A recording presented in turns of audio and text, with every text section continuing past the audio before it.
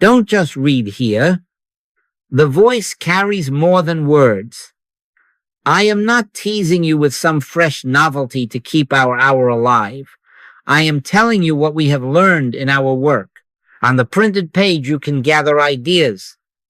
You can weigh doctrine. You can underline a sentence and follow its logic like a good student.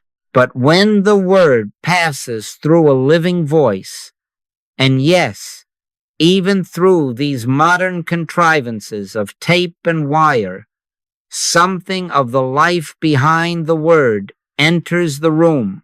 I say to you, after my years of work and thousands of class hours, this electronic work seems to catch everything, even the consciousness behind it. On tape, you do not merely get words, you catch the consciousness as well. Now, that is a contrarian statement to a generation trained to equate intelligence with print and footnotes. And let me say, I love the printed page. I have spent a lifetime with it. Reading has given us accuracy, clarity, correction. But I have watched again and again that hearing, when it carries realization, does a different work. Not louder, not cleverer, different. There is a scriptural hint. Faith comes by hearing, and hearing by the word of Christ. You notice it does not say faith comes by argument or by diagram. It says hearing. Why? Because hearing, when it is more than a drum and a nerve, is an avenue of presence. I would not ask you to accept this because it sounds poetic. We are not poets, and we are not promoters of gadgets. We are students of spirit. And in that study, we have been surprised by the way a voice, even a recorded one, makes a class. Some of you have written to me from farmhouses and hotel rooms and hospital beds to say, I put on the recording as the kettle sang, and the walls did not change and the kettle did not stop, but something softened in me. It was as if a room opened inside a room. Others have said, I read a chapter and nodded in approval. Then I heard that same chapter and my nodding stopped. Something else began. It wasn't thinking. It was a quiet aliveness. If you have had that, you know why we meet here and why we make use of this odd electric servant. If you have not, you will. That is my promise to you. I have learned to pair the two. Reading carries content. Hearing carries presence. Together, they open a different order of experience. If you read only, you are likely to admire the thought and miss the life. If you hear only, you may love the sound and neglect the scaffolding that holds it.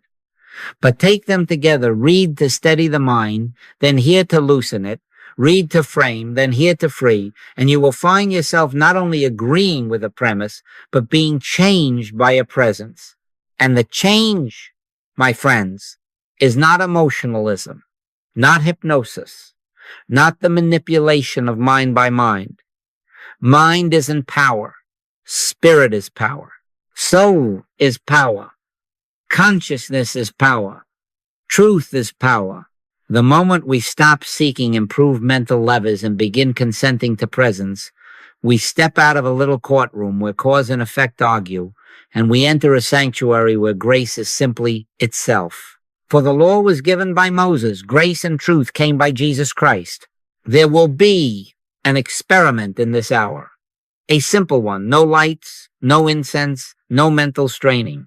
I will ask you to read a brief passage, slowly, as if you were measuring wood for a table you must sit at all your life. You will notice your mind grasping, arranging, summarizing. Good. Then we will listen to the same passage. You will not try to understand this time. You will allow the sound to rest on you like sun on closed eyes, and then we will stop. We will be still.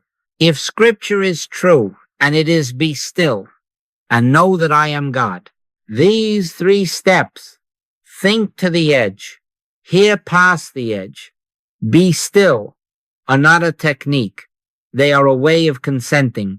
And there are signs, not fireworks, but gentle markers that tell you when you are moving from thinking about God to being addressed by God. What are the signs?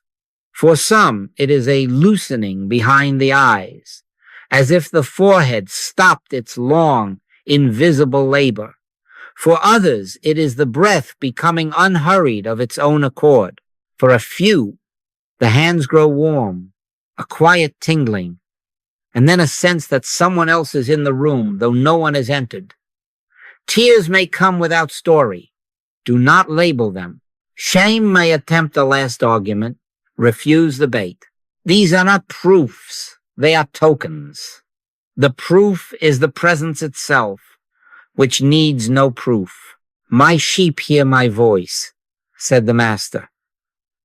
And in that hearing, they follow, not by fear, not by compulsion, but because life recognizes life. Now, a word about expectation. Do not come to this as if you were coming to a demonstration of power for your pantry or your purse. When you make voice a tool to get, you leave grace and return to law.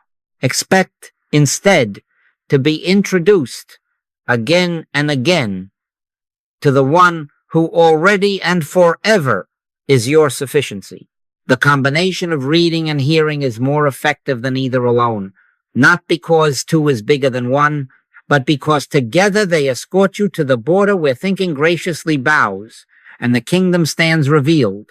It is your Father's good pleasure to give you the kingdom, not to rent it by the hour to those who concentrate hardest. When thinking stops, real power begins, not the power of a man over his circumstances, but the power of God being God in the midst of you. And please do not worry whether the machine is worthy. The first disciples heard a human throat and called it the Word made flesh. Today you may hear a ribbon of magnetized plastic and call it nothing but a gadget. No. If the consciousness is true, if the voice is surrendered, the line carries more than syllables. This electronic work seems to catch everything. I have seen the same prayer delivered in person and on tape, and the tape brought healing to a man who could not cross a street to reach a hall.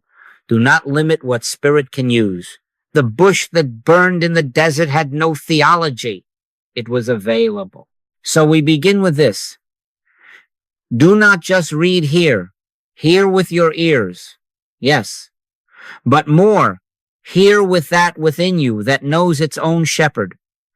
Read, that your mind may be rightly instructed. Hear, that your heart may be sensitized to presence. Then be still, that grace, never coerced, never managed, may do for you, in you, and as you what thought, however noble, cannot. We were born under the law. We do not have to die there. In this hour, as we join reading to hearing and let silence have the last word, we will feel the first hint of the great crossing. And when it comes, do not applaud, simply abide. That will be our work. If I speak a word and you only take the syllables, we have had a lecture. If I speak a word and you find yourself in a room you did not enter by door or ticket, we have had a class. Some of you prefer the unvarnished sound. Leave the coughs in, leave the chair scrape, don't polish the edges. It feels more authentic. I smile because I know what you really mean. You are not asking for noise. You are asking for room, for the sense that something lived and breathed in the moment, and some of that breath is still moving in you. I will try to keep the microphone pointed where it can catch not only my throat, but the presence we are consenting to. If you hear a page turn or the distant hum of a light, let it remind you that God does not wait for perfect acoustics. Where 2 or 3 are gathered in my name, there am I in the midst of them. 2 or 3, and sometimes one voice and one listening heart are the 2, and the midst is everywhere. Now, I do not put this forward as a novelty for religious entertainment. I say to you, after my years of work and after more classes than I can number, that voice is not performance. It is the room in which realization can happen. Many of you have written that the combination of reading and tape has made more difference than years of solitary reading. The letters come from kitchens and buses and wardrooms. I set the book before me. I do the reading. I get my thoughts in order, and then I put on the recording. It's as if the walls back away a few inches. My thinking slows, and something else arrives. That something else is not suggestion. It is not my personality climbing through a speaker to rearrange your attitudes. It is the atmosphere of realized truth that attends a surrendered voice. The room forms around your ear. You see, we are not engaged in persuasion. Persuasion has its place in sales and electioneering, but not here. Persuasion deals in opinions and pressure and a certain craft of cadence. Ministry is different. Ministry is consciousness. Lecture hands you information. Ministry hands you presence. And presence needs no argument. My sheep hear my voice, said the master. He did not say, my sheep agree with my propositions after careful debate. They hear. The voice that carries grace does not overpower. It unveils. Not charisma, not cadence, not wordcraft, not volume. It isn't the warmth of a baritone or the sparkle of a story. It isn't psychological timing or the rise and fall of syllables. It is the consciousness moved by grace. Mind is in power. Spirit is power. Soul is power. Consciousness is power. Truth is power. We may speak beautifully and leave you cold because the words never left the house of mine. Or we may stumble and leave you warmed because the words carried the breath of spirit. I have learned to distrust even my best turned phrases if they do not open that inner room. And I have learned to trust the plainest sentence if, as it goes forth, the mind that utters it has stopped striving and stands in that alert, quiet we have spoken of. The law was given by Moses. Grace and truth came by Jesus Christ. Law arranges the words and rewards the best arrangement. Grace enters, and the words themselves become secondary vessels, not engines. Some of you say, but why does the voice make such a difference if the doctrine is the same? The answer is that doctrine is the map and voice is the weather. A map is not a climate. You can study a map for a lifetime and never smell the rain. When a voice that is yielded to God speaks the same map, a climate gathers. The air changes. The heart, which had been marching by orders, rests. Be still and know that I am God. That stillness is not a trick of cadence. It is not hypnosis. It is the cessation of mental law under the touch of grace. The voice, when it is offered, not performed, becomes a lamp in that stillness. Not a whip to drive thought, but a light by which thinking sees its boundary and bows. I am not asking you to trust theory. We have watched this across years. Those who pair the book and the tape, then follow with silence, make steady progress.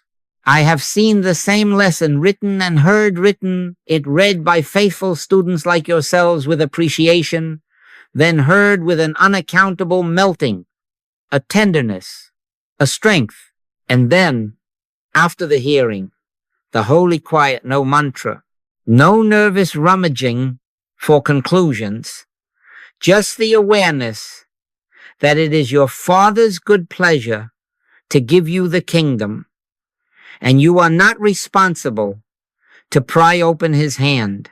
When thinking stops, real power begins, not the power to move chessmen on a mental board, the power of God being God in the midst of you. Now, Do not imagine the room we speak of as a mood that must be whipped up. We are not after atmospherics. The room you can't see is not colored by incense or guitars. It is formed by consent. When a voice consents to be servant and a listener consents to be child, the Father is in the midst. That is atmosphere and authority at once. Authority does not shout. Authority is the quiet that needs no defense. If you have felt that on a recording while washing dishes, you know that bricks and beams do not make a class. The living voice, surrendered to the infinite invisible, makes a class. It makes a place where realization is not only possible, it becomes likely, because the claims of law, effort, cause and effect, self-justification, the will to improve are silenced long enough for grace to announce itself. And so, as we continue, let us honor the paradox. We prepare like students. We read, we gather the content, we bring the mind to order. Then we step into the room we cannot see. We hear. We let the consciousness behind the words touch us. We refrain from tugging at results. Then we abide. No grasping, no demonstration seeking, no private bargains with God. That is the promise of the living voice, not performance, not manipulation, but the recreation of a climate in which realization becomes natural. The Word was made flesh and dwelt among us. In this work, the Word takes on tone and pause and dwells among us. Again, not to charm, but to unveil. Let it have its way. We will not hurry it. We will simply be here. And in being here, we will find that the room has been here all along. We will make this very simple, very honest, and without strain. This first movement is reading, not reading to get ahead, not reading to change the weather of your life in 5 minutes, but reading to bring the mind into order and to the edge where it begins to tire of its own industry. I will give you a very short paragraph. You will read it silently, slowly, twice.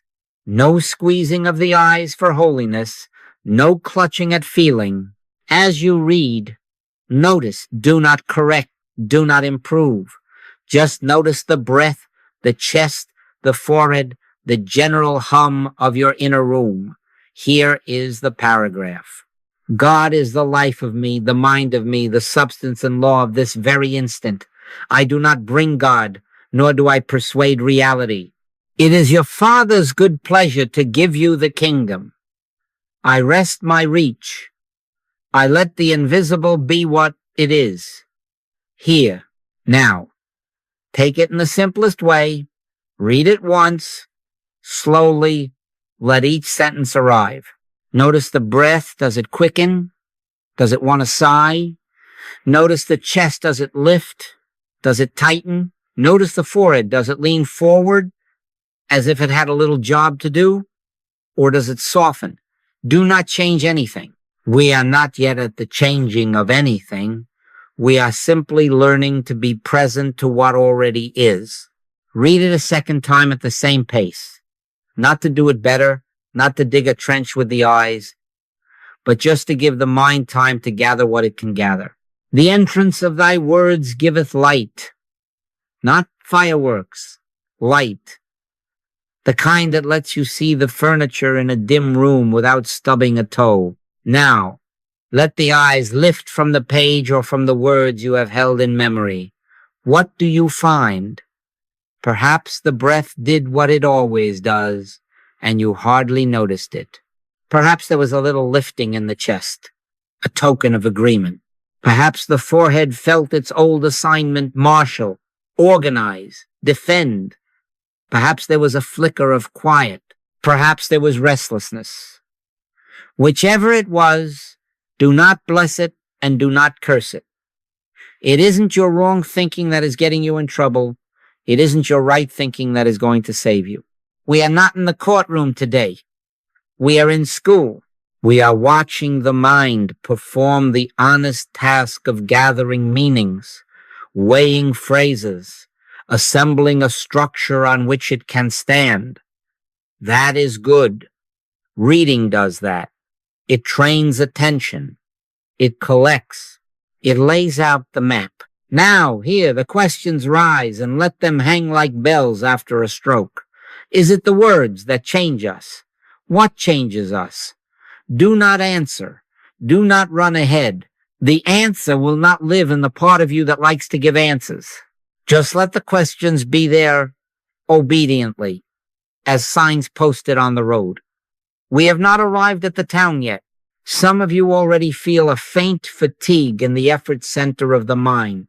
That is not failure. That is the point. Reading, done gently and faithfully, takes you to the border where thinking begins to tire of itself. It has arranged the furniture. It has set the table. It has wiped the glass. Now it hovers. It begins to suspect that the guest is not in its keeping. When the psalmist said, "Thy word is a lamp unto my feet and a light unto my path," he did not say, the word is a destination. The lamp shows you where not to stumble. It escorts you to the edge. But lamps do not feed you. They reveal. So again, without making a virtue or a vice of your state, return to the paragraph and let it pass through you a third time, if that is needful to bring the edges of the mind into place. The words are simple on purpose. They do not ask you to juggle a doctrine. They do not ask you to sign a contract. They say, God is the life of me. They say, I do not bring God. They say, the kingdom is given, and I rest my reach. As you take them in, notice again the inner markers, not with the avidity of a laboratory assistant, but with the kindness of a mother watching a child fall asleep. Breath, chest, forehead, the general field of quiet or the hum of restlessness. Note them as you would note the weather before you step outdoors. You do not berate the rain, and you do not congratulate the sun. You dress accordingly. We are dressing the mind for the next movement. Now let me tell you very plainly what we have done and what we have not done. We have not healed anybody. We have not forced a silence. We have not induced a mood. We have not passed into grace. Not yet. We have brought the faculty of thought into simple harness. We have allowed it to do its rightful work without asking it to be God. We have read to the edge. Reading gathers meaning. It trains attention. It keeps you at the surface of mentation, where if you are patient, you will begin to feel the gentle give, the slight weariness that says, I have taken this as far as I can by arranging. What now? And if there was no fatigue, if the mind still hops like a small dog at the end of its leash, do not judge. Handle it as a universal claim, not a personal sin. The busy mind is not your private demon. It is the world's long habit of trying to live by cause and effect, by law. Recognize it. Nod to it. Do not wrestle.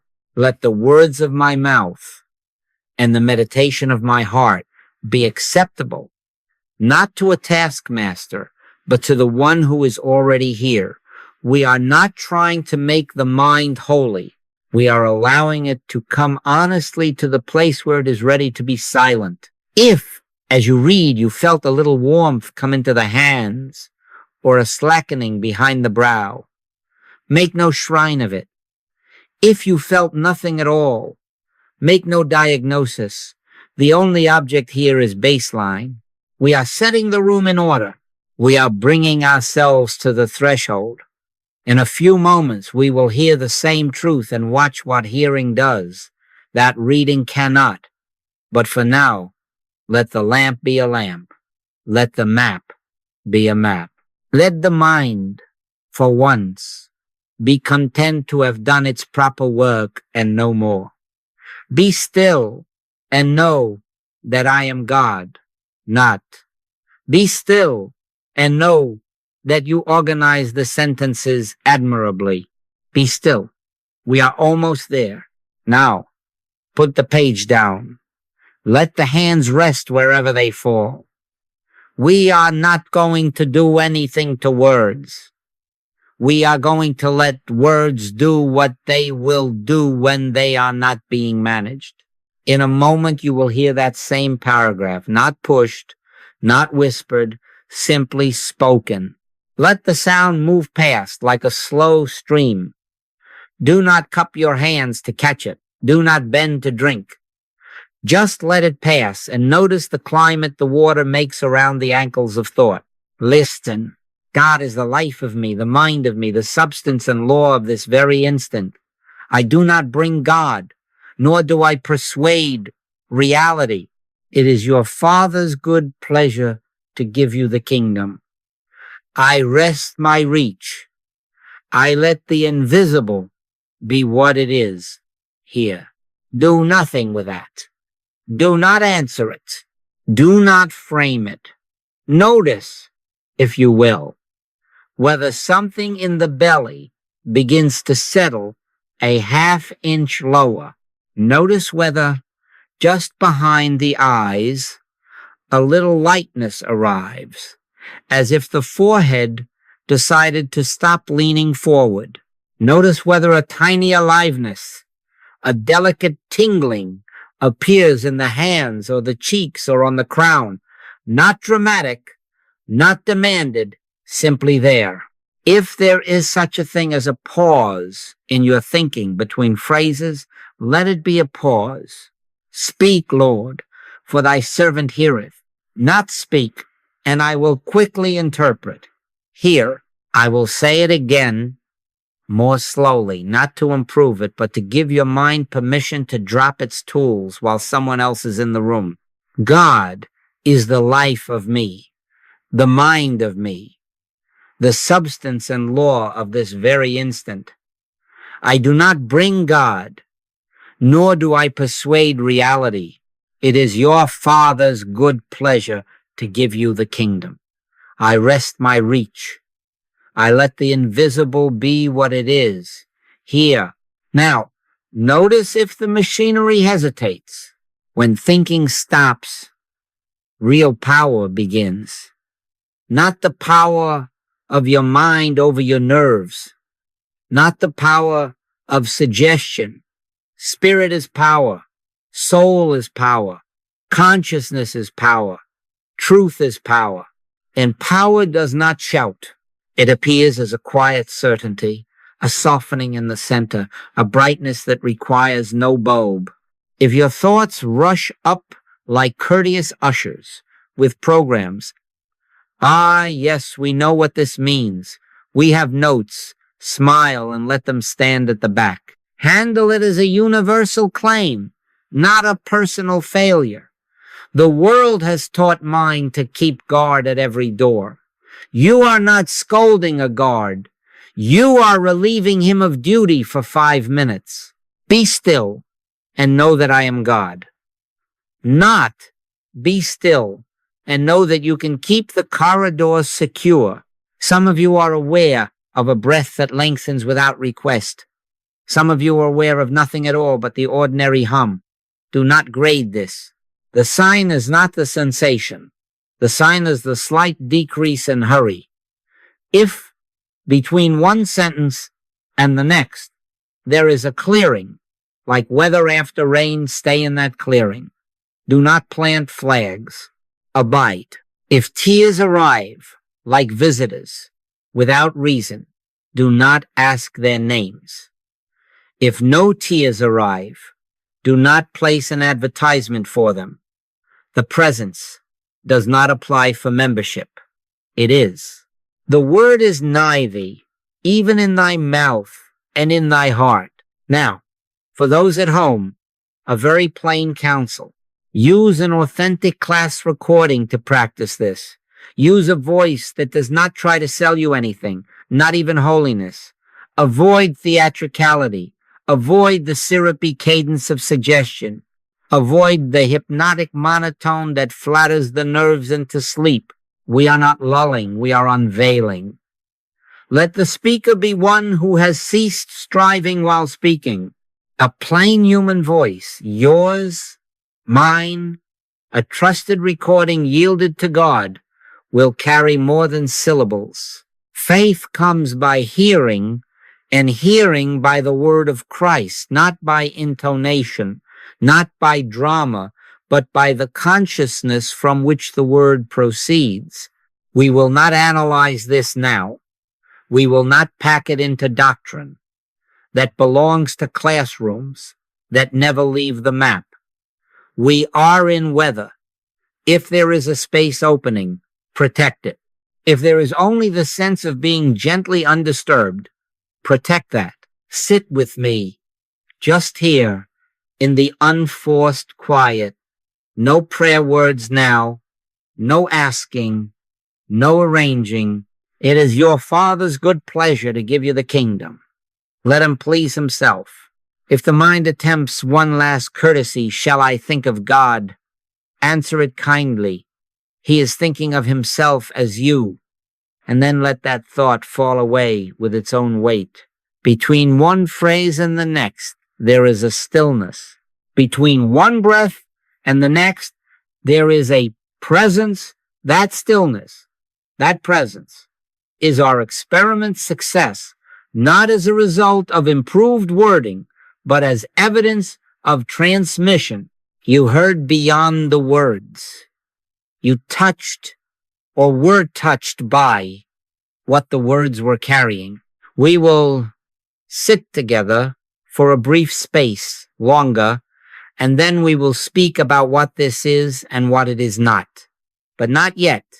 For now, do not move the furniture. Do not hunt for meaning.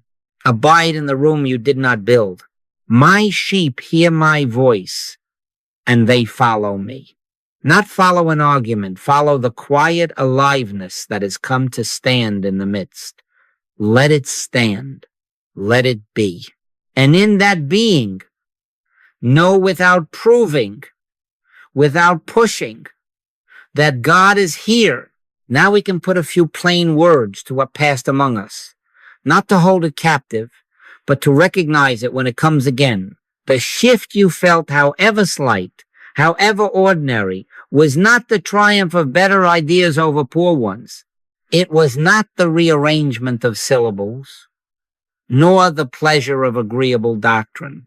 It was the touch of presence beneath ideas, the sense that God, who requires no introduction and answers no interrogation, stood up in the midst and said nothing, and yet all was different. Be still and know that I am God. Not be clever and know. Be still. Here is the simple distinction upon which our entire way turns. Words carry content. Voice, when it is rooted in realization, carries consciousness. Content informs. Consciousness performs without performance. Content gives you a map, a system of meanings, a structure for the faculty of thought to inhabit. Consciousness gives you climate, the living weather in which a heart can soften, a will can unhand its tools, and an awareness can know what it has always known, but forgot to trust. You and I may read the same paragraph and feel dutifully improved. We may hear it spoken from a life that has ceased striving, and find that thinking draws one clean breath and sits down. That sitting down is not laziness. It is grace. Do not imagine this is magic, nor that I am smuggling in suggestion with carefully oiled syllables. Suggestion is always in a hurry to aim the mind, steer it, decorate it, or prop it up. It titillates. It nudges. It installs a new set of orders on the same nervous machinery and then congratulates itself on progress. Hypnosis says, don't worry. Let me fix the knob where your thoughts are kept. Consciousness does not move the knob. It reveals the machinery as unnecessary to the moment. It quiets thought not by command, but by unveiling a presence before which thought has the good manners to bow. My sheep hear my voice, said the master. He did not say, my sheep are successfully managed by cadence. They hear, they know, and in that knowing, they follow not a technique, but a living one. I say to you, after my years of work, that there is a reason hearing seems to reach where reading only points. Sound meets the body first.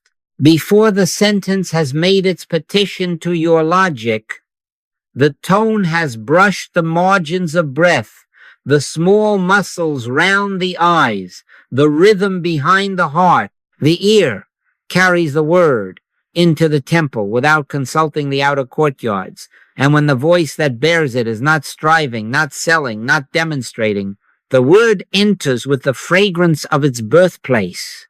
The content arrives clothed in the very atmosphere in which it was born.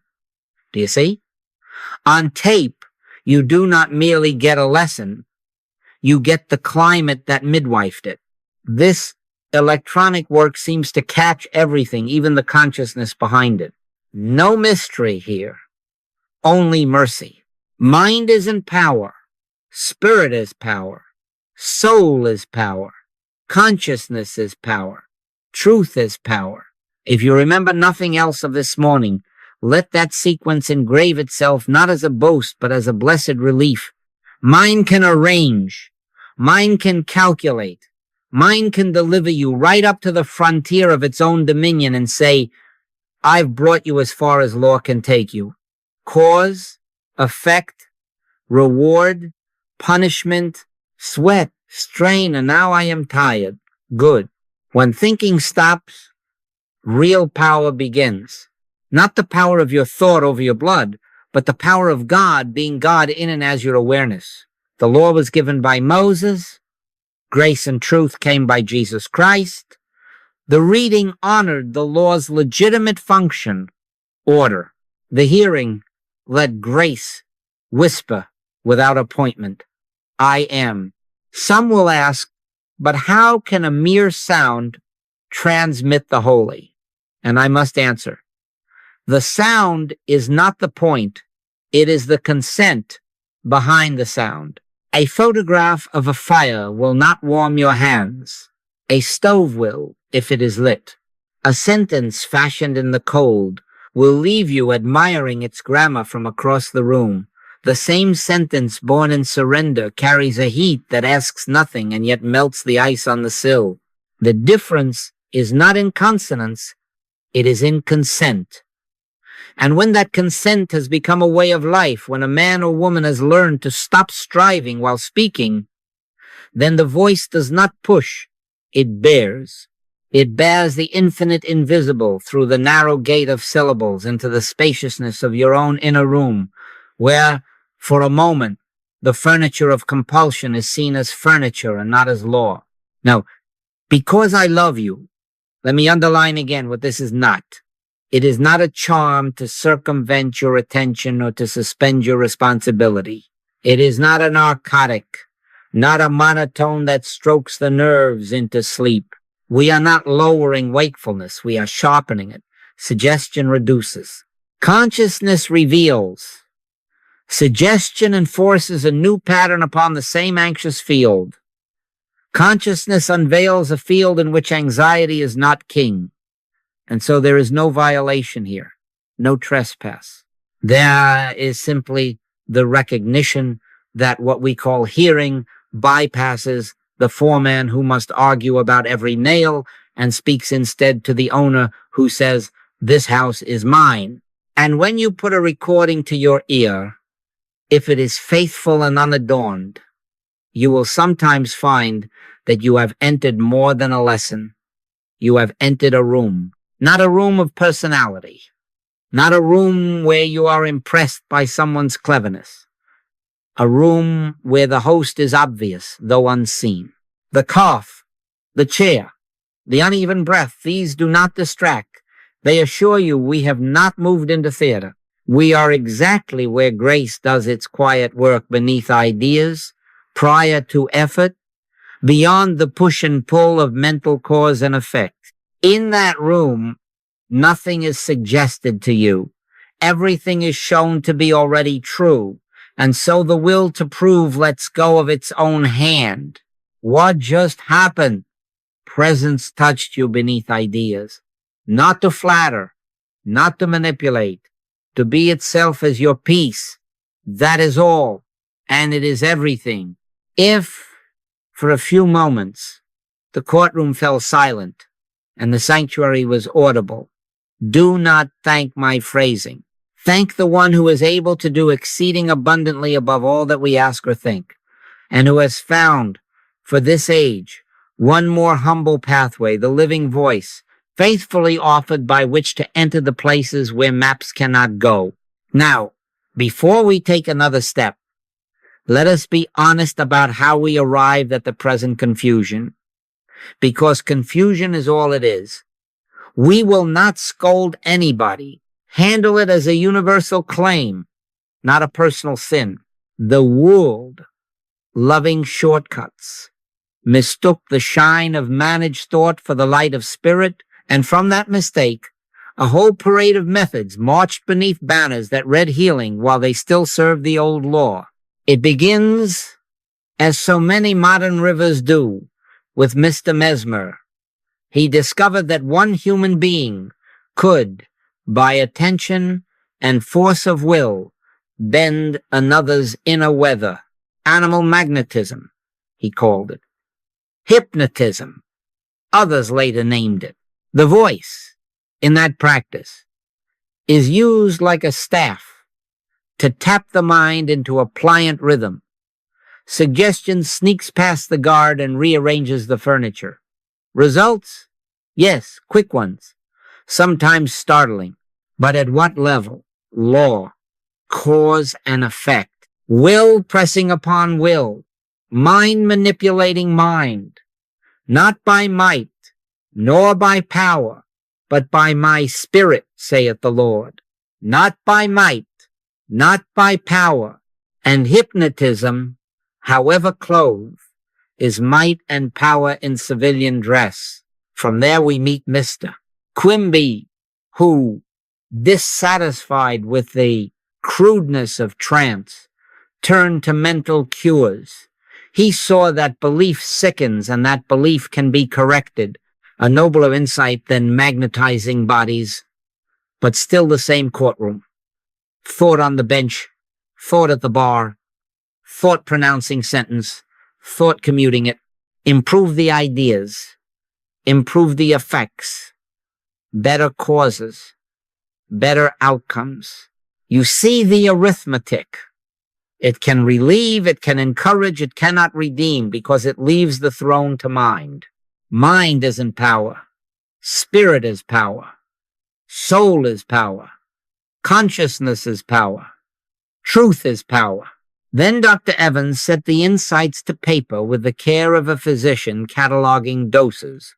Right thoughts prescribed for wrong ones. Affirmations administered like powders. The patient taught to cooperate with the regimen. I do not despise any sincere work that eased a neighbor's suffering. I only say to you, after my years of work, that this kept the patient and the practitioner in the same jurisdiction law. Merit and demerit, reward and punishment, the letter carefully observed. But the letter killeth, but the spirit giveth life. The most golden letter, without spirit, still belongs to a code. Now, Mrs. Eddy, here, at last, a woman who, in extremity, turned not to suggestion but to scripture, and the shutter opened upon grace. Christ healing, she named it, and she would not have it confused with mesmerism. For that courage and that sight I am grateful. But students, being human, love to put the living on a chart. Some build lists of mental causes and their tidy effects, as if the kingdom could be indexed.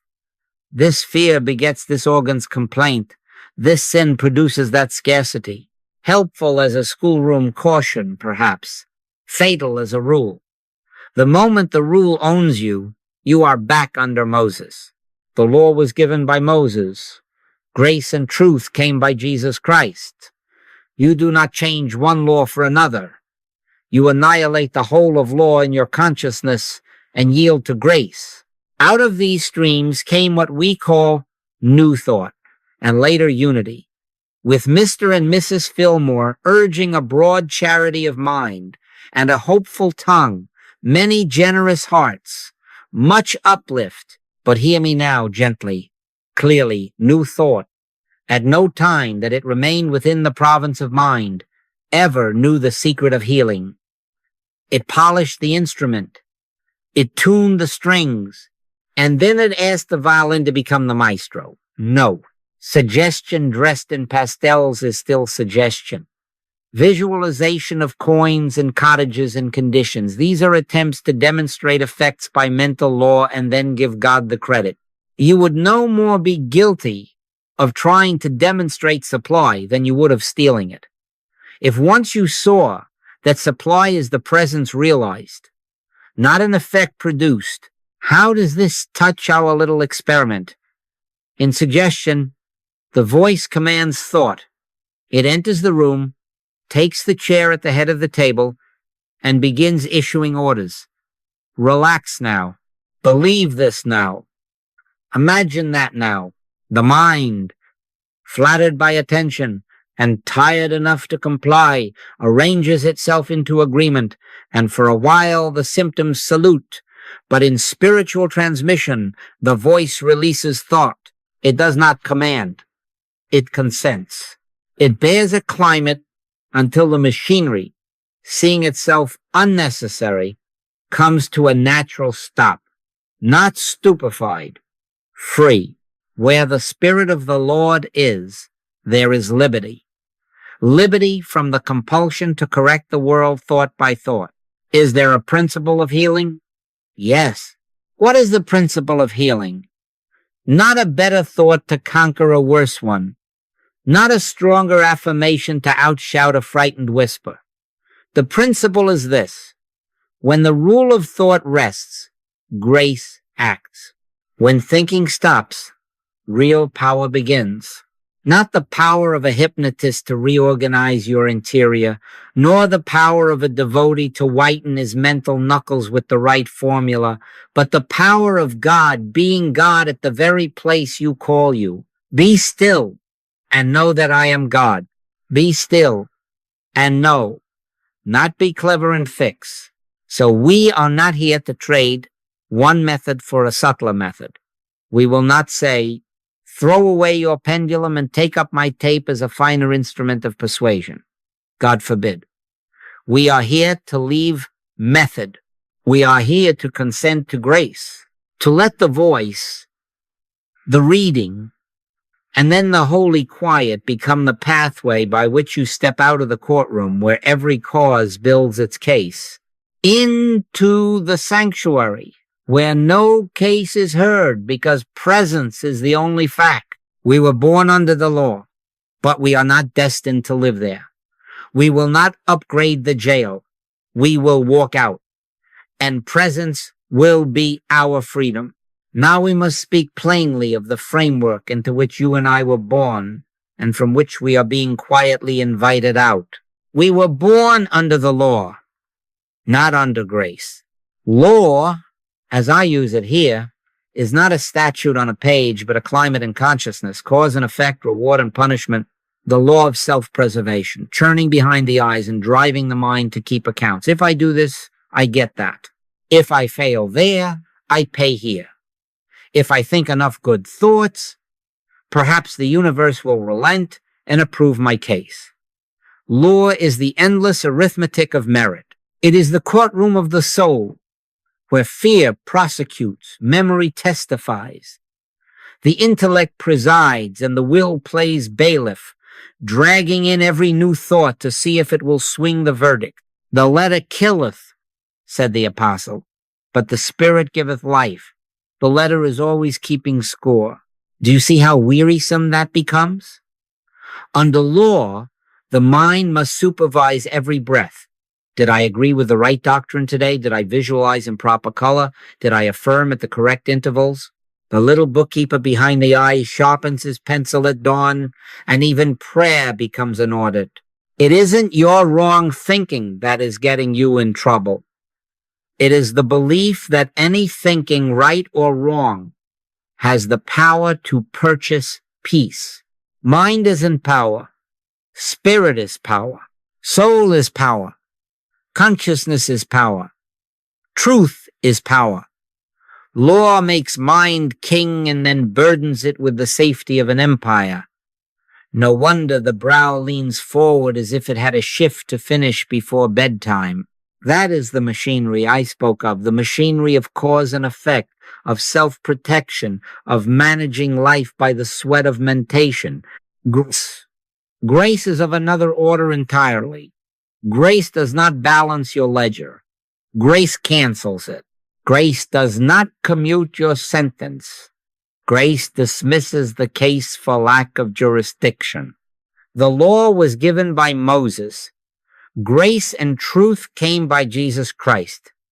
Not an improved statute, not a kinder court another country. When the master stooped and wrote on the ground while stones grew heavy in unsteady hands, he did not improve the law of stoning. He removed the occasion of it. Neither do I condemn thee. Go and sin no more. Do you hear? Not an argument, an atmosphere, not a transaction, a presence. Grace is the Christly reality in which God is being God without asking you for permits. It is the end of bargaining, the end of wages, the end of the nervous arithmetic of deserving. It is your Father's good pleasure to give you the kingdom. Not sell, not lease, give. Now, what has hearing to do with this? Everything. Because hearing is the servant that slips past the guard. The will stands at the front door, polishing its badge, ready to challenge anything that looks like a new thought. The ear, unpretentious, steps in through the side gate and sets a chair in the kitchen. Tone, when it is born from surrender and not from performance, brushes the nerves before the clerk can pull the ledger from the drawer. The words approach the mind, yes, but the voice meets the breath, the belly, the subtle field of awareness where vigilance has not yet raised its flag. Faith cometh by hearing, not by the theatrics of suggestion, but because the hearing carries the very climate of the one who speaks, if the one who speaks has already laid down his arms. So the scorekeeper nods off for a moment, not because he was hypnotized, but because there is nothing to count in the presence of the giver. And in that drowsy pause, this happens. The courtroom grows quiet, and the sanctuary becomes audible. But is that not dangerous? Shouldn't we keep the guard awake? Not when the king himself is in the house. Not by might, nor by power, but by my spirit, saith the Lord. The machinery of mental effort was only ever a scaffolding around a temple you did not build. Hearing, when it is simple and unforced, does not anesthetize. It awakens to a different jurisdiction. The voice does not argue your case better. It ushers you out of court. One moment, the intellect interrogates. The will threatens contempt. The affections produce fresh exhibits. The next, you are in a room where no case is being tried because presence is the only fact. That movement, sometimes only a breath wide, is the shift from law to grace. And here is the verdict upon which I will stake these years of work. You do not change one law for another. You annihilate the whole of law in your consciousness and let grace operate. We are not seeking a more efficient cause to produce a more reliable effect. We are not polishing the letter until it shines like spirit. We are consenting to the end of bookkeeping. That is why reading has a beautiful, limited function. It orders the mind, brings the furniture straight, escorts you to the border of its own country. That is why hearing, when it is clean, can carry you a step further. It does not cross-examine, it reveals. It does not enlist the will, it relieves it. And that is why the holy quiet that follows is not empty. It is the sanctuary in which grace does what thought cannot, without your help, without your plan, without your promises. The law was our schoolmaster, the scripture says, to bring us unto Christ. Let the schoolmaster perform his office, read, think, arrange. Then let the ear receive what the eyes cannot give, the living sense that the giver is here. And then, for one honest minute, be still, not limp, not drowsy, alert, unguarded, surrendered. In that stillness, the letter yields to spirit. The guard lays down his badge. The bookkeeper closes the book. Where the Spirit of the Lord is, there is liberty. Liberty from the courtroom. Liberty from the machinery. Liberty from the sentence that was never yours. Voice is not power. It is a door. Step through and do not look back to see if the judge approves. In grace there is no bench, no bar, no case. There is a presence that, without argument and without appeal, is your health, your supply, your peace, your life. Be still and know. Now, inevitably, in a room like this, we have mixed reports. One says, I felt a sweetness, a quiet light behind the eyes. Another says, I felt nothing but the ordinary hum and a grocery list. And I must say to you, as plainly as I know how, it isn't your wrong thinking that is getting you in trouble. Do not turn this into a quiz. You have failed. Handle it as a universal claim, not a personal failure. The world mind, the climate of law, is ever whispering that peace must be earned, that presence is for the gifted, that you must dial the combination with exacting fingers while the judge looks on. That is not the voice of the shepherd. That is the schoolmaster past his hour. There is no respect of persons with God. If one of you felt a breeze and another did not, let neither congratulate nor condemn. Grace is impartial. The variance belongs to weather, not to worthiness. What are these weathers? They are common to us all. Fear, which is only the world's old story that life is precarious and must be hoarded. Hurry, which is the little clock with a whip, teaching the heart to lean forward in every room as if it must finish its shift before it can breathe.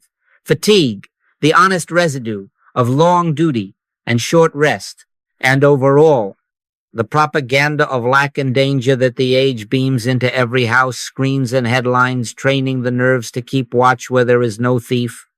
None of this is your personal sin. It is the collective mist. It is law putting on a siren. So when you sit to read, to hear, and to be still, and the hush seems slow to gather, you do not say, I am defective. You say, this is law, it isn't power, and you rest. Perfect love casteth out fear, not perfect effort. Our treatment posture, if we may borrow that word and give it back baptized, is to turn from the person to the claim. When tightness rises behind the brow, you do not accuse the brow. When thought scurries, you do not chase it with a stick. You recognize the impersonal nature of the resistance. This is the belief in danger. This is the hypnosis of hurry. This is the fatigue of a world that trusts only its own hands. Then, and here is the holy pivot, you refuse to wrestle. You do not take the stand as a better attorney to argue the case for quiet. You turn from the case. Peace, be still. Not an order to your mind, an acknowledgement of a presence that reduces the storm to weather and then to glass. We do not heal thinking with stronger thinking. We abide until the machinery, seeing there is nothing to push against, sets itself down. Do not strive. I know the itch to improve the next sitting, a new posture, a longer playlist, a candle with imported holiness. Shall I add a mantra, perhaps in a language that embarrasses the tongue? No. Let the next session be simpler, not harder. Read a paragraph until its furniture is in place. Hear the same paragraph in a human voice that isn't performing.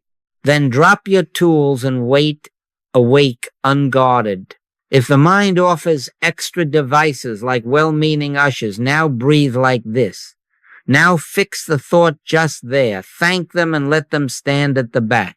We are not building technique, we are leaving technique. The law was our schoolmaster to bring us unto Christ.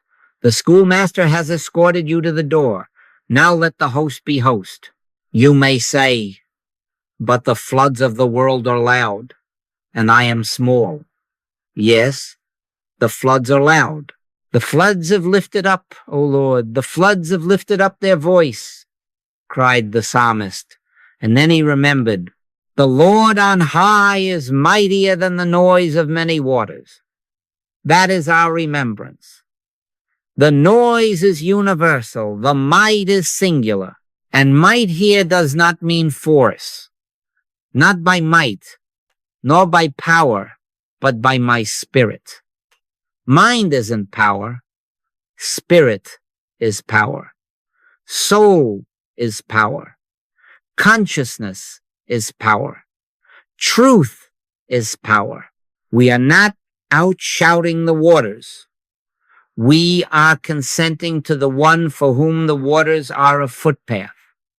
So, if the noise seems to rule on Tuesday, do not schedule a trial for Wednesday. Sit again, read again, hear again, and then be still. Grace ripens in stillness, not in self-accusation. I will take away from you today one burden you have carried since your first encounter with metaphysics. You are not responsible to manufacture an experience. You are not on probation until you can report tingling in the fingertips.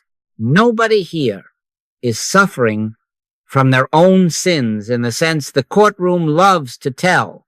You failed affirmation. Therefore, you must be refused peace. No. If there is suffering, we meet it as a universal claim. The fear of separation, the worship of cause and effect, the wariness of a world that believes outcomes are wages and wages must be earned by mental sweat. And then we look up and out and say, Father, thine is the kingdom and the power and the glory. And we rest our reach. He maketh his sun to rise on the evil and on the good. If the sun seems slow behind your window, do not accuse the window. Wait, windows do not earn dawn. Some of you will ask, should I correct my thoughts when they run? Correct them as you would a child you love who wandered toward the curb. Gently, without lecture, once and then take the hand. The hand in our work is awareness, choosing the universal over the personal. When a thought says, I cannot find the quiet, you answer, no one must find what is already here. This is only law pretending to be power. Then stop. Do not turn that into a slogan you must repeat for score. One turn is enough. After that, abide. My sheep hear my voice, and I know them, and they follow me. Not my sheep calculate the angle of the silence. They hear. Hearing is given. Following is simple. Let me promise you something whose truth does not depend upon your mood. Grace is impartial. The same sun that warmed the neighbor's porch is warming yours. Clouds have no authority, only appearance. Every quiet you ever knew did not arrive by technique perfected. It arrived when striving put down its tools for one consenting breath. And if, on any day, you feel Only the edges of that consent. Protect those edges. Do not criticize them into retreat. Do not hire more judges. Keep the practice plain. Think to the edge. Hear into quiet. Then abide. And if the quiet seems thin, do not tear it by tugging. Sit in it like a guest who has learned to let the host serve. It is your Father's good pleasure to give you the kingdom. He does not invoice his guests, so we will never make a sinner of the listener. We will never make a failure of the one who reported no fireworks. We will not add shame to hurry, blame to fatigue, guilt to fear. We will meet the universals as universals, announce their jurisdiction void, and rest until presence, which never left, becomes felt as what it is, unearned, unmoved, unmanipulated. Then the mixed results of a morning become the even mercy of a life. Some days clouds, some days clear, and always the same sun, which is your very life, your peace, your supply. Be still, not to qualify, but to know. And in that knowing, let all blame dissolve as if it never had a witness. Now, let us make this very simple and very plain, because power hides in plainness, and our work is not to admire a method, but to consent to a presence.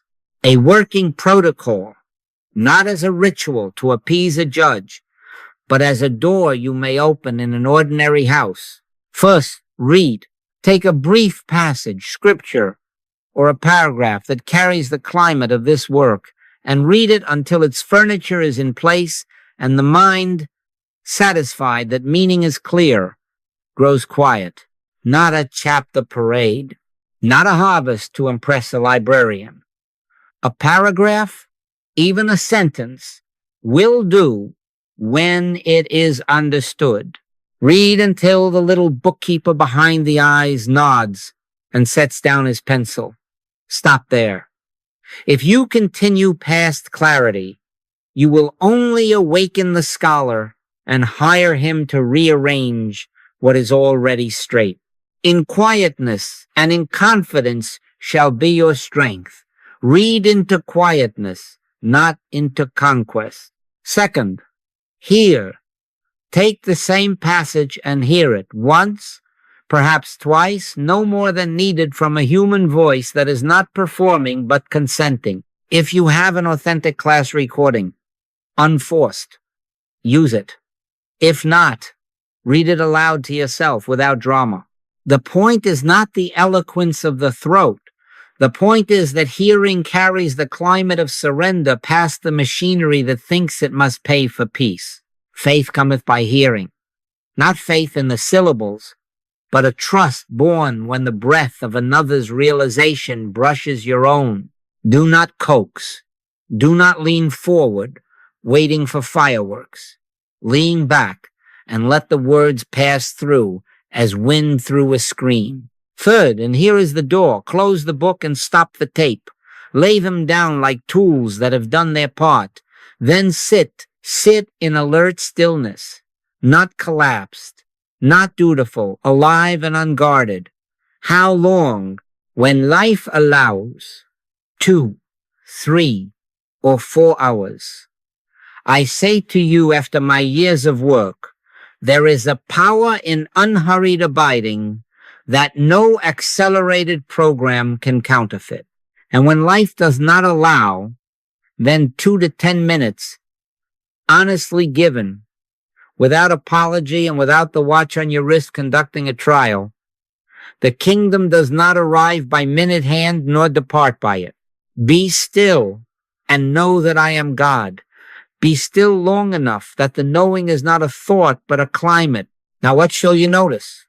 Do not demand signs, but recognize them if they come. There may appear a peace that does not argue its right to be here, a soft joy at the edges of the breath, a tingling aliveness in the hands, the face, or in no place at all. You will know it by its gentleness and by the way the mind, seeing nothing left to do, stops volunteering. Then, without you arranging it, something happens of itself. A tightness unwinds. A fear finds no seat in the room. A question loses its voice. Sometimes you will rise and only later discover that a difficulty has dissolved as dew when the sun stands up. The peace of God, which passeth all understanding, shall keep your hearts and minds. Passeth understanding, meaning it did not negotiate with your thoughts to get permission. I must place the ethic right in the middle of this, lest the old schoolmaster sneak back with new assignments. Never use this to demonstrate effects. Never sit to draw a parking space to your bumper, nor a figure to your account. You would no more be guilty of trying to demonstrate supply than you would of stealing it, if you saw supply as presence realized and not as coin produced. We are not at the microphone to bend outcomes. We are not asking the tape to fetch checks. Mind isn't power. Spirit is power. Soul is power.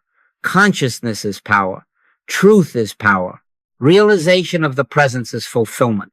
When the shepherd is in the room, you do not count the sheep to feel safe. You know safety by the shepherd. If you need a rhythm, let it be this.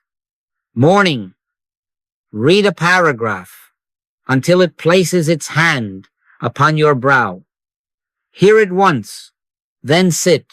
If the house is busy, sit in the car before the engine turns. 2 honest minutes with the key on your knee. Midday, step aside, yes, in an office hallway, on a bench, in the heat, read a sentence from memory.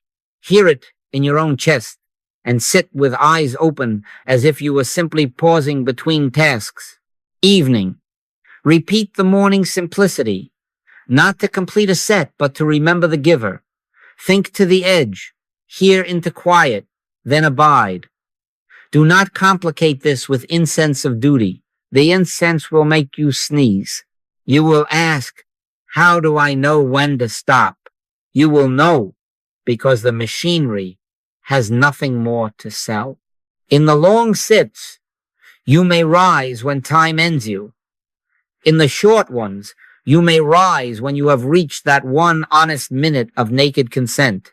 And if no sign appears, do not invent one. Do not pinch your arm and call it tingling. The shepherd does not invoice his guests. He does not also demand they file reports about the flavor of the bread. Remember, we are not manufacturing experience. We are yielding to reality already here. Draw nigh to God, and He will draw nigh to you. The drawing nigh is this. Read, hear, be still. If during your sitting a thought arrives with plans, now let us visualize an opening in traffic. Now let us frame a client's yes. Greet it like a neighbor at the fence. Warm but brief. This is law pretending to be power. Then stop. Return to the quiet as if you were laying your head back against a trustworthy shoulder. My sheep hear my voice, and I know them, and they follow me. Not my sheep engineer outcomes. They follow. And in following, they find that outcomes have already been cared for by a presence that is their very life. And then go on with your day, without reverent fuss, but with a light in the marrow. The fruit will show itself where it is needed, and often where you have forgotten you even prayed. This is the protocol. Plain, fearless, and free of trickery. Read to the edge of thought. Hear past the words into living quiet. Then abide. Where the Spirit of the Lord is, there is liberty. In that liberty, grace does what thought cannot, impersonally, ethically, and without your management. Now that you have tasted the simplicity of this practice, I must put rails on both sides of the road, not because the road is dangerous, but because our old habit is to turn a garden into a factory the moment fruit appears. Voice is potent when it carries consent. It is perilous when it carries ambition. So hear me as a pastor and as a man who has watched this work for years. We refuse to turn transmission into technique. Presence is the end, not a means. First, the negatives that save your life. Do not use your voice to command outcomes.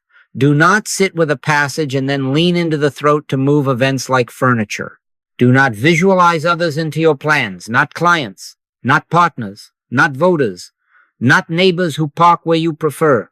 That is law dressed for Sunday, the old will in a white tie. Thou shalt love thy neighbor as thyself. Love is not an architect of another's day. Love does not enthrone your blueprint and then hymn it into the room. Love releases. Love yields. Love abides and lets grace govern. If the thought comes to speak a result over someone, set the gavel down. You are in the sanctuary now, not the courtroom. Let me bring you a little humor so the warning goes in without bruising. I knew a student who practiced ferocious visualization to get a seat on the bus each rush hour. He told me, with no small pride, that it worked, like clockwork. A seat would open just as a luggage rack surrendered, and a bag thumped the shoulder of the man ahead, who stood up rubbing and scowling. Our brother sat, triumphant and ashamed. Now, did he cause that bag to fall? Of course not in the literal physics of it, but he participated in the machinery that believes one must gain by an arrangement of externals, even if it presses another soul. That is the smell of law, self-preservation in a hymn book. And law, being law, will collect its interest. I tell you that, so when the mind whispers, "Let us try a little good magic," you will smile, remember the bus, and decline the wand. Protect the innocent. We will not project over children, partners, or nations. We will not lay hands on a child's future with holy pressure. We will not fasten upon a spouse a script and call it prayer. We will not chant over a nation our preferences disguised as prophecy. Suffer the little children to come unto me, and forbid them not unto you and your outcomes, unto me, unto the one whose grace is their life before you arrived and after you leave the room. Love worketh no ill to his neighbor. Ill includes your perfect plan. Keep your plans in your pocket. Keep your neighbor in your heart. Keep both under grace. Now, about microphones and manner. If you use recordings, do not gild your voice with a spiritual patina. Avoid dramatized tones, sanctuary whispers, and sermon crescendos designed to usher tears on schedule. Students write me saying, "We love the authenticity of the classes. Please do not edit out the throat clear or the glass on the table." Why? Because authenticity carries consciousness. Performance carries self. This electronic work seems to catch everything, even the consciousness behind it. But it also catches pretense with a magnifying glass. So speak as you are when you have already surrendered. Plain, human, unforced. If the voice leans forward to sell divinity, the tape will sell soap. Better one syllable said honestly than a cathedral of sound. Let your communication be yea, yea, nay, for whatsoever is more than these cometh of evil. The cometh of evil. Here is the creeping will to move another's nerves. You will ask, but may I not speak blessing? Blessing is not will. Blessing is recognition. Say peace to you and mean, I behold the presence that is your very life. Do not mean, I am arranging a result for you with my thoughts. There is no manipulation in recognition. We do not improve the sun by noticing its light. We do not help the ocean by admitting it is wet. We consent, and our consent is spacious enough for another to breathe without your fingerprints on their rib cage. My grace is sufficient for thee. Not your grace administered through a microphone. His grace, sufficient without your steering wheel. This needs an identity shift, for ethics stands or falls with identity. As long as you believe you are a getter, you will reach for levers, and the nearest lever will be your mind, your voice, your persona. But you are not a getter. You are an heir. Ye are no more strangers and foreigners, but fellow citizens with the saints and of the household of God. Household ones do not raid the pantry. They eat because the table is theirs. Household ones do not bargain for safety. They are at home. So we renounce the law of self-preservation, not by bravado, but by recognition. The shepherd is here. Our demonstration is not effects. Our demonstration is presence. Realization is fulfillment. Mind isn't power. Spirit is power. Soul is power. Consciousness is power. Truth is power. Therefore, never again sit to get, sit to know, and knowing, let your day be governed from within, not managed from without. Is it then wrong to ask for help with a human need? No, it is simply inadequate to try to engineer it. Your Father knoweth what things ye have need of before ye ask him. So ask as a child speaks to a beloved parent.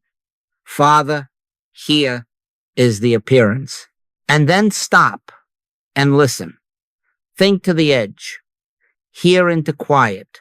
Then abide. If anything is to move, it will move because grace is being grace, not because you wore your voice like a crown. If nothing appears to move, you will discover that peace is life's deep movement and the rest was weather. Finally, understand that these guardrails are not to tame joy. They are to keep joy from being sold as leverage. In the sanctuary, set every lever down. Do not speak to sway. Do not pray to sculpt. Do not sing to compel.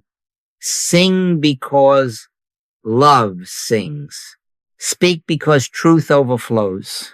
Pray because breath returns to its source and rests. Not by might nor by power, but by my spirit, saith the Lord. If at any time you detect the grit of effort in your tone or the edge of agenda in your prayer, laugh gently, turn back, and be still. The schoolmaster has brought you to the door. Step through and leave him on the porch. Voice is a door, not a crowbar. Presence is the end, not a means. Let your words be few, your tone unforced, your intent pure as recognition. Protect the innocent by refusing to project. Protect yourself by refusing to perform. Belong, and let belonging dissolve the old hunger to get. Be still and know that I am God. In that knowing, love does no harm. Grace does all. And the kingdom does not come with observation, but is discovered within you, sufficient, impartial, quietly triumphant. Now the question is not how to have a better meeting next month. The question is how to keep class alive as you move through the grocery, the inbox, the school pickup, the nursing shift, the quiet kitchen after everyone has gone to bed. Make it very simple. One short reading, one authentic hearing, one period of holy quiet daily, faithfully, without multitasking. Do not staple it to your commute. Do not set it beneath a frying pan and call it devotion. Enter into thy closet, said the master. The closet is singular. It is not a conference call. Give it one small, undivided room in your day, and you will watch as a larger room forms around your days. Morning, before the world has told you its schedule, Take a paragraph and let meaning come clear without hurry. Then hear it once in a living voice, recorded if it is authentic in your own, if it is honest without theater.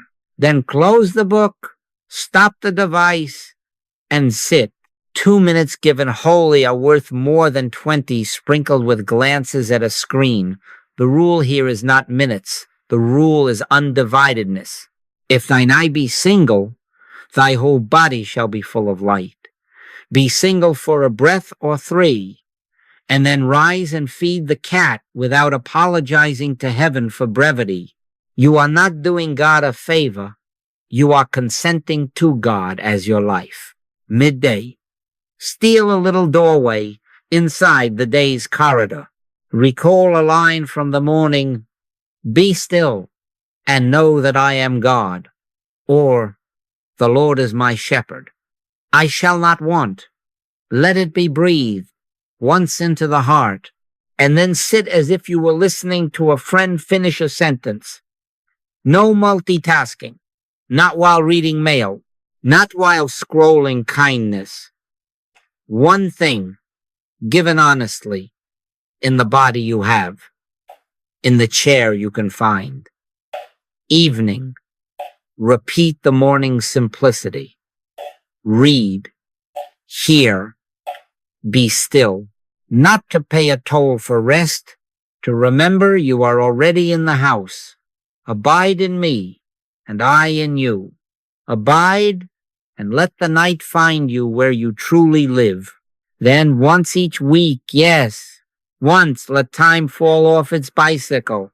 Choose a morning or an afternoon and go for the longer sit, the unhurried abiding that gives law nothing to measure and so winds down the machinery by lack of employment. 2, 3, even 4 hours when life permits, with the same simple door. A brief reading, a living hearing, and then holy quiet. Do not add devices. Do not turn the river into a lab. This is the Sabbath within the week. There remaineth therefore a rest to the people of God. Rest, and let rest do what effort cannot. Keep a small, plain notebook, not to score yourself, not to audition for sainthood, but to witness after you're sitting. Make 3 or 4 marks. Words, not essays. Peace, dim, steady, or bright. Breath, tight, or easy. Body tense, spots softening or unchanged. Thought noisy, calmed, or silent. Do not judge the marks. They are weather reports, not verdicts. Watch and pray, said the Master. Watch, and do not hire a judge to stand over the pen. If some days show only no change, then let the notebook be a testimony to your faithfulness, not your failure. You are keeping a record of God's faithfulness far more than your performance.